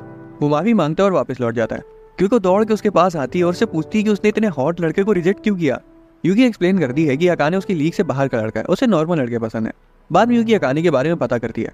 रवि बताती है कि अकाने उसकी क्लास में और आईसाइट कमजोर होने की वजह से उसकी हरकतें थोड़ी फनी लगती हैं। ये सुनकर यूकी के दिमाग में कुछ आता है और वो स्कूल के बाद उसका वेट करती है। उसके आते ही वो भाग कर उसके पास जाती है और पूछती है कि क्या उसने आईसाइट कमजोर होने की वजह से उसे कोई और तो नहीं समझ लिया था। पर अकाने हल्का सा स्माइल करता है और बोलता है ऐसा नहीं है, वो हमेशा से उसे ही देखता था। वो बात कर ही रहे थे कि तभी बाकी सब भी वहां आ जाते हैं। तब उन्हें पता चलता है कि अकाने की आंखें कितनी कमजोर हैं, क्योंकि वो उनके नाम गलत ले रहा था।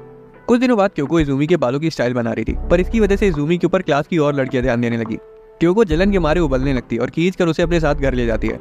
वापस जाते वक्त इजुमी के 2 पुराने क्लासमेट उसके बगल से गुजरते हैं। वो वही लड़के थे जो उसे परेशान किया करते थे और वो फिर से उसे धमकियां देने लगते हैं। क्योको के वहां होने के बावजूद भी वो नहीं रुकते। अपने बॉयफ्रेंड को इस हालत में देखकर क्योको का तो दिमाग फट जाता है और वो उन दोनों को कायदे से कूट डालती है और फिर वो और इजुमी खुशी खुशी साथ घर जाने लगते हैं। वही लड़के एक रेस्टोरेंट में शिंडो से मिलते हैं। उन लड़कों के चेहरे पर अभी भी चोटें लगी हुई थी। वो कहता है कि उसे इजुमी बिल्कुल पसंद नहीं है। शिंडो को पता था कि इजुमी उसके बारे में कुछ नहीं सोचता, पर इजुमी उनके दिमाग में हमेशा रहता है। बाद में इजुमी नोटिस करता है कि क्योको के नकल्स लाल पड़ गए। वो उसे दिल से शुक्रिया कहता है, क्योंकि उसे पहली बार ऐसा लगा था कि कोई है जो उसके लिए लड़ने तक को तैयार है। अगले दिन क्योको अभी भी उस बात को पकड़े बैठी थी कि इजुमी को दबंग की तरह एक्ट करना चाहिए। वो तो ये तक कह रही थी कि मुझे चाटा मार दो, और लड़की मुस्कुरा रही थी। तभी पीछे से शिंडो आ जाता है और उसे लगता है कि कुछ तो गड़बड़ है। क्योको रोने धोने लगती है और शिंडो इजुमी को हड़काता है कि वो जो कह रही है इजुमी वो कर क्यों नहीं रहा है। इजुमी फिर उसका हाथ खींचता है और उसे उल्टा सीधा सुनाते हुए अपने साथ घसीटते हुए ले जाता है। फिर क्योको एक मिनी मार्केट में रुकती है और उन्हीं लड़कों को देखती है जो कि इजुमी को परेशान कर रहे थे। उनमें एक नया लड़का भी था। बाकी दोनों तो उसकी एक तीखी नजर से कांप गए और कूड़ा बीनने लगे। जब वो वापस लौटती है तो वो इजुमी को देखते हैं और उनकी हवा तो तब टाइट हो जाती है जब इजुमी उसे देरी से आने के लिए चाटा चढ़ देता है। अब वो क्योको से ज्यादा इजुमी से डरने लगे थे। इजुमी तो बेचारा दुख में था कि उसने अपने खुद की ही गर्लफ्रेंड को चाटा मार दिया, पर जब वो उसे देखते तो पाते कि वो तो मजे से हंस रही है, इसलिए इजुमी उसे कस के हक कर लेता है। घर पर इजुमी क्योसुके से अकेले में बात करने के लिए उसे अपने साथ ले जाता है। इजुमी से क्योको के दबंग लड़के होने वाले ऑब्सेशन के बारे में बताता है कि जब वो उसे बदतमीजी से बात करता है तो वो कितनी खुश हो जाती है।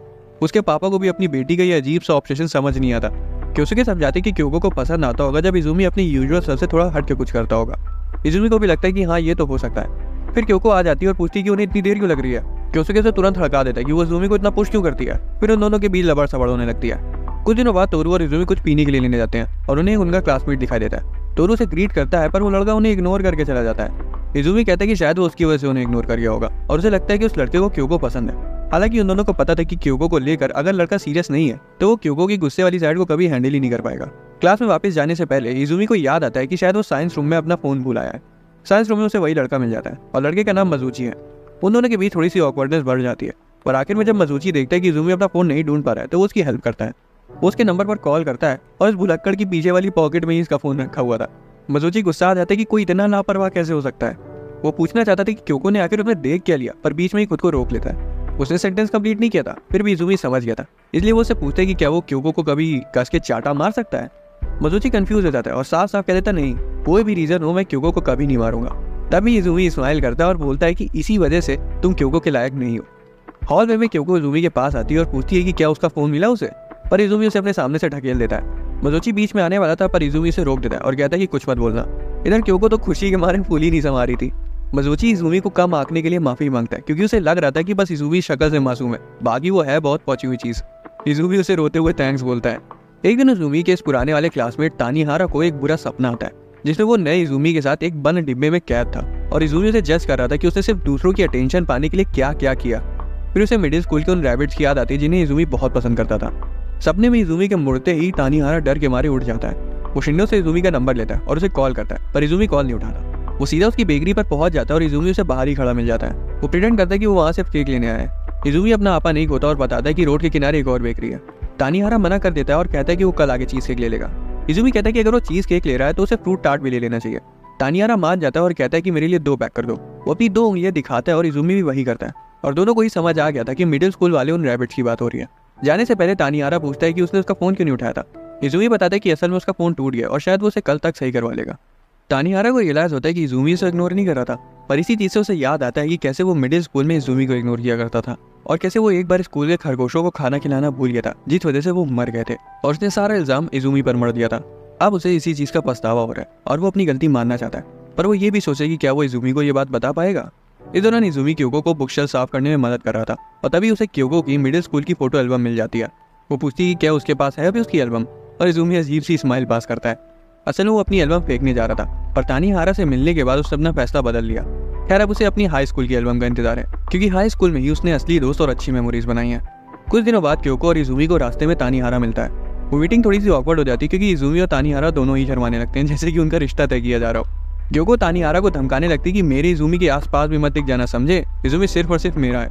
असल में क्योको को लग रहा था कि शायद तानीहारा इजुमी को पसंद करता है। तानीहारा तुरंत मना करते हुए कहते हैं कि ऐसा कुछ नहीं है, मैं शिंडो के जैसा थोड़ी ना हूँ। क्योको को लगने लगता है कि कहीं शिंडो और इजुमी का चक्कर तो नहीं चल रहा है कोई।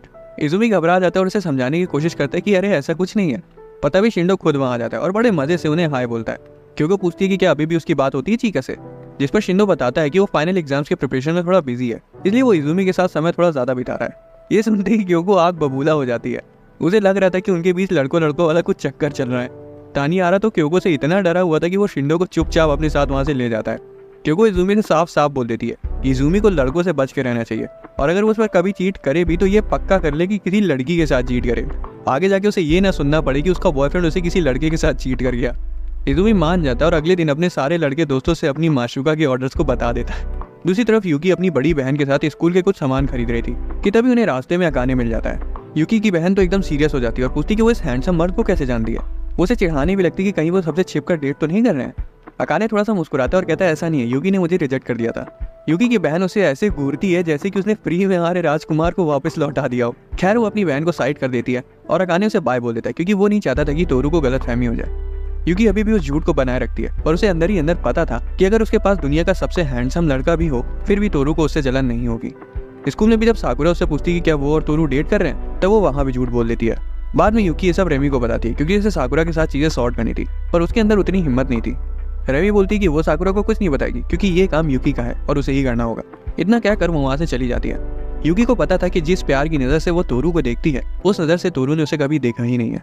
उसे पता है कि उसे वो झूठ वहीं खत्म कर देना चाहिए था जब उसने अकाने को रिजेक्ट किया था, पर उसकी जगह उसने तोरू से फिर भी नाटक जारी रखने को कहा, इस होप में कि वो झूठ आगे जाकर कभी सच में बदल जाएगा। यूकी पूरे हफ्ते स्कूल नहीं आती और इसकी वजह वो किसी को नहीं बताती, ना तोरू को और ना ही क्योको को। तोरू को उसकी चिंता तो बहुत हो रही थी, पर वो फिर भी जबरदस्ती हंस देता है और कहता है कि शायद वो कल से आने लगे।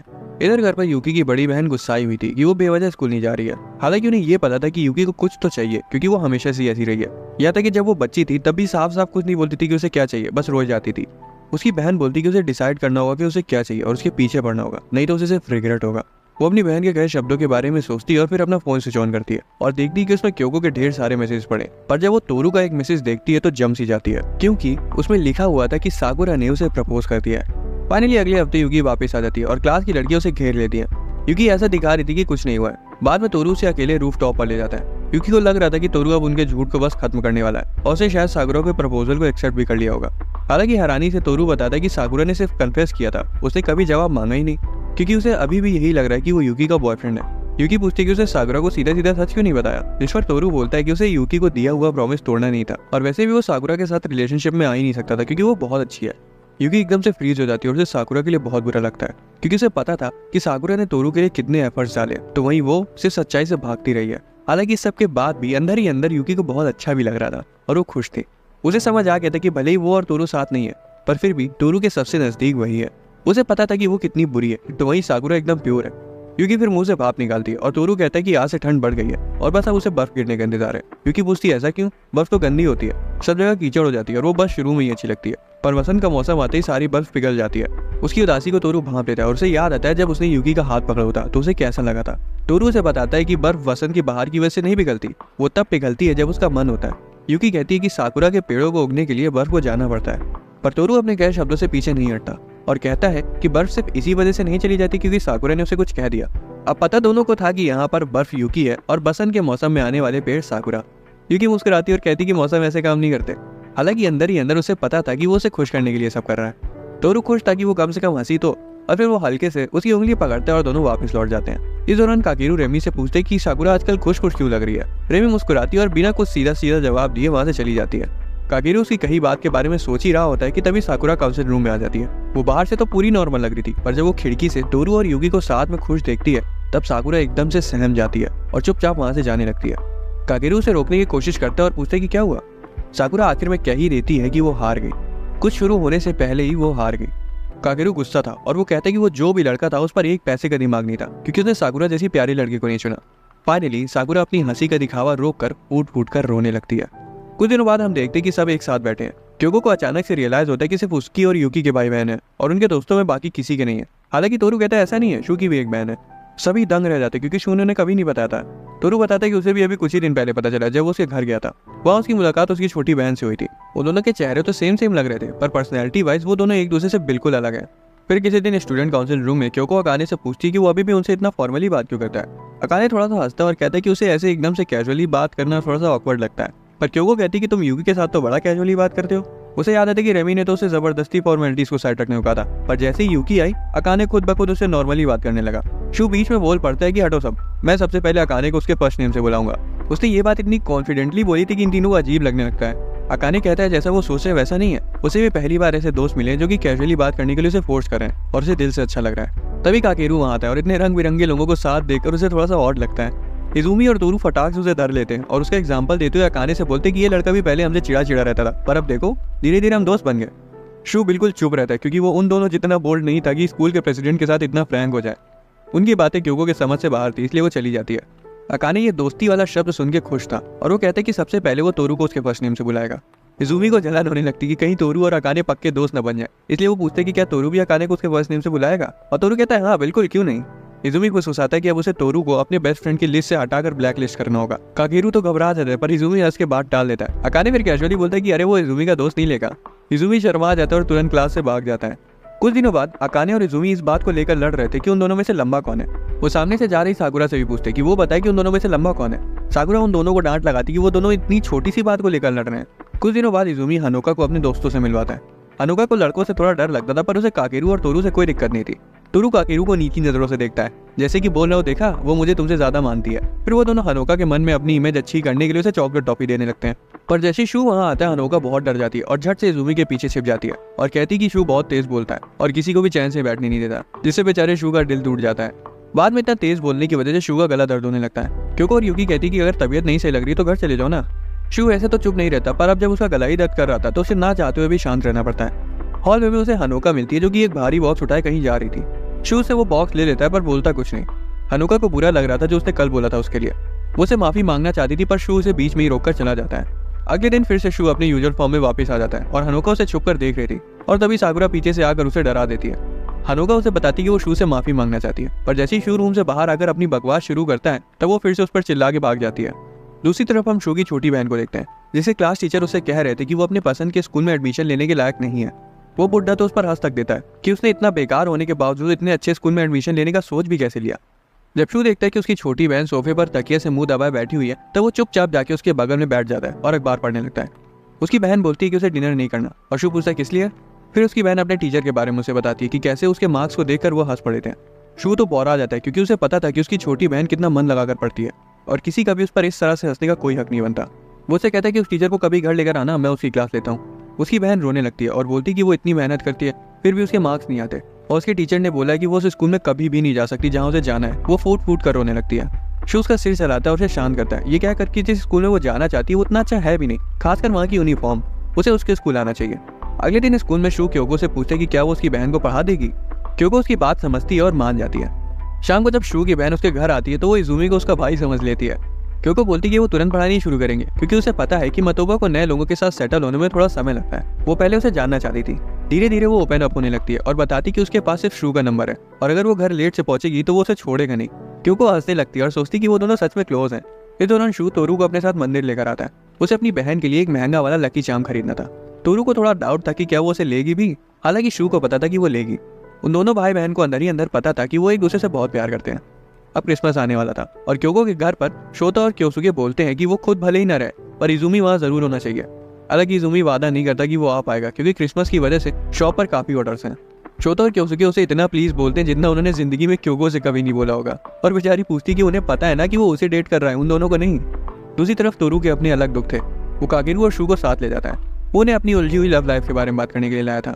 सबसे पहले वो बताता है कि पहले वो क्योको को पसंद करता था, फिर साकुरा उसे पसंद करने लगी और आखिर में यूकी, जिसे ना तो वो अपनी दोस्त बोल सकता है और ना ही अपनी गर्लफ्रेंड।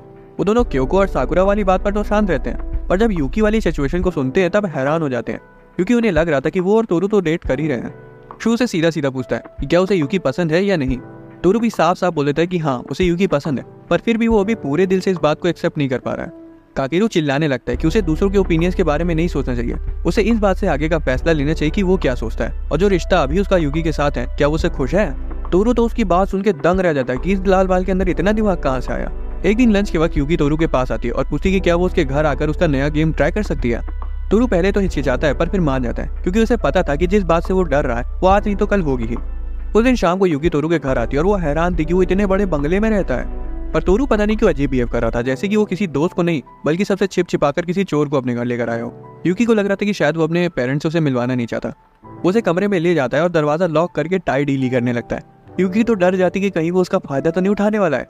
तोरू समझ जाती कि वो बैली क्या सोच रही है, इसलिए वो दरवाजा खोल देता है ताकि उसे कभी भी जाना हो तो चली जाए। यूकी तुरंत बोलती कि वो उसे डर वर नहीं रही है और तभी कोई कमरे में घुसने की कोशिश करता है। तोरू फौरन दरवाजा बंद कर देता है। यूकी को लग रहा था कि वो उसकी मम्मी है पर वो उसकी हाउस कीपर याशिरो थी। तोरू नहीं चाहता था कि वो यूकी से मिले क्योंकि उन्हें हर जगह अपनी टांग अड़ाने की आदत है। वो यूकी से बहुत प्यार से बात करती है पर तोरू के पास जाके उसे धमकी वाली टोन में बोलती है कि वो उसके साथ कुछ उल्टा सीधा करने का तो सोच भी ना ले, उसे उसकी मम्मी से सब बताने में समय नहीं लगेगा। तोरू बोलता है कि वो वैसे भी याशिरो के घर में होने की वजह से कुछ कर भी नहीं सकता। यूकी तो दंग रह जाती है कि उसका मतलब क्या है। तोरू समझ जाता है कि वो परेशान हो रही है, इसलिए वो धीरे से उसके सिर पर हाथ रखता है और बोलता है ज्यादा मत सोचो, चलो गेम खेलते हैं। तोरू को समझ आ गया था कि अभी के लिए इतना काफी है। स्कूल के लास्ट डे पर सभी काउंसिल रूम में वापस आते हैं। रेमी काकेरू का इंतजार कर रही थी और जैसे ही वो आता है वो तुरंत उसे क्रिसमस सेलिब्रेट करने के लिए अपने घर बुलाती है। काकेरू पता नहीं क्यों घबरा जाता है और मना कर देता है। सभी गुस्सा आ जाते हैं। तोरू और क्योको उसे पकड़ लेते हैं और इजुमी से उसे 2 खींच के चांटे लगाने को बोलते हैं। काकेरू बेचारा डर जाता है और सफाई देता है कि ऐसा नहीं है कि वो जाना नहीं चाहता। असल में रेमी के घर में ढेर सारे कीड़े मकोड़े पले हुए और उन्हें देखते ही उसकी आत्माओं से टाटा बाय बाय कह देती है। क्योको के घर पर उसकी मम्मी उसके अच्छे मार्क्स की तारीफ करती हैं और फिर उसे आगे की पढ़ाई के बारे में बातें करने लगती हैं। क्योको एकदम से शांत हो जाती है क्योंकि उसे रियलाइज होता है कि वो स्कूल खत्म करने के कितना नजदीक है और अब जल्द ही उसकी जिंदगी बदलने वाली है। हम अकाने को देखते हैं जिसे रास्ते में यूकी की बड़ी बहन मिल जाती है और वो पूछती है कि उसके ग्लासेस कहाँ गए। अकाने बताता है कि उसने हाल ही में कॉन्टैक्ट लेंसेज लगवाए हैं। फिर वो अचानक से बोलता है कि मैं आपको भी एक दूंगा, क्रिसमस गिफ्ट समझकर आप उसे रख लेना। इस मुलाकात के बाद से वो दोनों क्लोज आते गए। दूसरी तरफ तोरू और यूकी साथ में घूमने जाते हैं। शू अपनी बहन के साथ क्रिसमस बिता रहा था और साकुरा काकेरू को समझा रही थी कि उसे रेमी के घर जाना चाहिए। इधर क्योको के पापा उसका दिमाग खाए जा रहे थे ये पूछ कर कि इजुमी आएगा या नहीं, जबकि उन्हें पता था कि उसे दुकान पर मदद करनी है। हालांकि इजुमी थोड़ी देर में आ जाता है। क्योको से ज्यादा तो क्योसुकी और शोता एक्साइटेड थे उससे मिलकर। वो तो बस मिलने आया था पर वो दोनों उसे 1 घंटे तक चढ़ते रहते हैं। आखिर में क्योको जैसे तैसे उसे बाहर ले आती है और फाइनली उन्हें अकेले बात करने का मौका मिलता है। उसके पीछे पीछे चलती है और एक जगह रुक कर स्कूल खत्म होने वाली बात को लाती है। उसे बताती है कि वो स्कूल खत्म होने के बाद भी उसके साथ रहना चाहती है।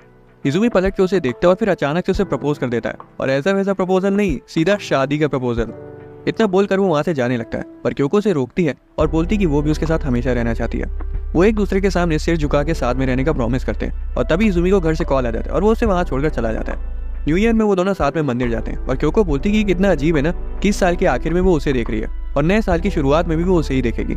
इजुमी तो विश करता है कि हर साल ऐसा ही हो। फिर घर जाते वक्त क्योको से पूछती कि क्या वो हमेशा साथ रहेंगे। इजुमी उसका हाथ कस के पकड़ते और वादा करता है कि हाँ वो रहेंगे। फिर स्कूल का आखिरी दिन आ जाता है और लगभग सभी बच्चे अपने लॉकर्स खाली कर चुके थे, बस यूकी को छोड़कर, जिसके लॉकर में अभी भी ढेर सारा सामान ठूसा हुआ था। तोरू का भी यही हाल था। अब दोस्त होने के नाते 2 का बोझ सब ढोते हैं। क्योंकि शानी बन के खाली हाथ खिसकने का सोच रही थी पर तोरू 2 सेकंड में उसकी शान पत्ती निकाल देता है और अपना आधा सामान उसे पकड़ा देता है। तभी शू भी बड़े मजे से वहां आता है और उन्हें याद आता है कि उनके पास काफी सामान है जो उन्हें उसे वापस करना है और वो वापस कर भी देते हैं। अब कोई खाली हाथ नहीं जाता। स्टूडेंट काउंसिल रूम में साकुरा साफ सफाई कर रही थी और रेमी को स्कूल का एक पुराना पैम्फलेट मिलता है। वो बात कर ही रही थी और तभी अकाने और काकेरू वहां आ जाते हैं और पैम्फलेट को देखकर हॉलीडेज की बात करने लगते हैं। रेमी बोलती है कि उन्हें एक ट्रिप प्लान करनी चाहिए। वो दोनों कुछ बोल पाते उससे पहले ही साकुरा उन्हें रोकती है और बोलती है थम जाओ थोड़ा। फिर भी अकाने रोड ट्रिप्स की बात करने लगता है और कहता है कि जल्द ही वो अपना लाइसेंस लेने वाला है। अचानक से रेमी शांत हो जाती है और चुपचाप वहां से निकलने की कोशिश करती है पर साकुरा उसे रोकते हुए बोलती है रुक जा छोरी, कितने जा रही है। उसके गाल खींचती है और पूछती है कि वो चुपचाप ऐसे क्यों जा रही थी। थोड़ी देर में रेमी बता देती है कि उसे नहीं पसंद कि अब सबको लाइसेंस मिल जाएगा क्योंकि इससे उसे महसूस होता है कि सब कहीं दूर चले जाएंगे और कभी वापस नहीं आएंगे। साकुरा उसे समझाती है कि सब दूर जा रहे हैं, इसका मतलब ये थोड़ी ना कि सब खत्म हो जाएगा, वो स्कूल खत्म होने के बाद भी दोस्त ही रहेंगे। अकाने तो वादा करता है कि जब भी उसे उसका लाइसेंस मिलेगा तब वो सबको अपने साथ एक बढ़िया सी ट्रिप पर ले जाएगा। दूसरी तरफ इजुमी और क्योको घर पर अकेले होते हैं और क्योको इजुमी की गोद में सिर रखकर आराम कर रही थी। इजुमी गहरी सोच में चला जाता है और सोचता है कि कभी अगर ऐसा हुआ ही ना होता तो, अगर उसने उस दिन शोता की मदद ही ना करी होती तो। वो सोचता है कि क्या कभी तोरू और यूकी एक दूसरे के नजदीक आ पाएंगे, और क्या होता अगर वो काकेरू से दोस्ती ही न की होते, क्या तब भी साकुरा को तोरू पसंद आता। फिर वो सोचता है कि उसका क्या होता, क्या वो हमेशा एक बैकग्राउंड कैरेक्टर बना रह जाता, क्या वो कभी क्योको से बात नहीं कर पाता। पर तभी वो खुद को याद दिलाता है कि ये सब सिर्फ उसके मन में चल रहे डिल्यूजन्स हैं, क्योंकि वो सच में बदल चुका है और वो खुश है।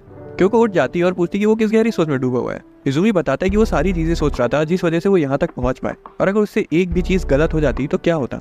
क्योंकि उठकर उस पर टेक लेके बैठ जाती है और बोलती है कि जो कुछ भी हुआ वो होना ही था। अगर इज़ुमी कुछ मिस भी कर देता फिर भी आखिर में सब जुड़कर वैसा ही हो जाता जैसा होना चाहिए था। स्कूल की ग्रेजुएशन सेरेमनी के वक्त जैसे ही काकेरू अपनी स्पीच देने के लिए स्टेज पर आता है, तभी इज़ुमी जोर से चीख देता है और सबकी हंसी छूट जाती है। सेरेमनी के बाद इज़ुमी रूफ पर जाता है और अपने पुराने वर्जन को वहाँ खड़ा पाता है जहाँ वो हमेशा छिपा करता था।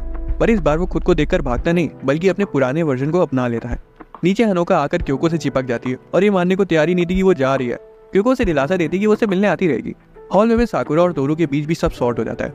उन्हीं के पीछे अकाने युगी से ट्रिप वाली वो बात शेयर करता है और युगी मान जाती है। इसी के साथ उनका हाई स्कूल का सफर यहीं खत्म हो जाता है। दोस्तों, अगर आपको एक्सप्लेनेशन पसंद आया तो वीडियो को लाइक और चैनल को सब्सक्राइब कर लेना। मिलते हैं अगली वीडियो में।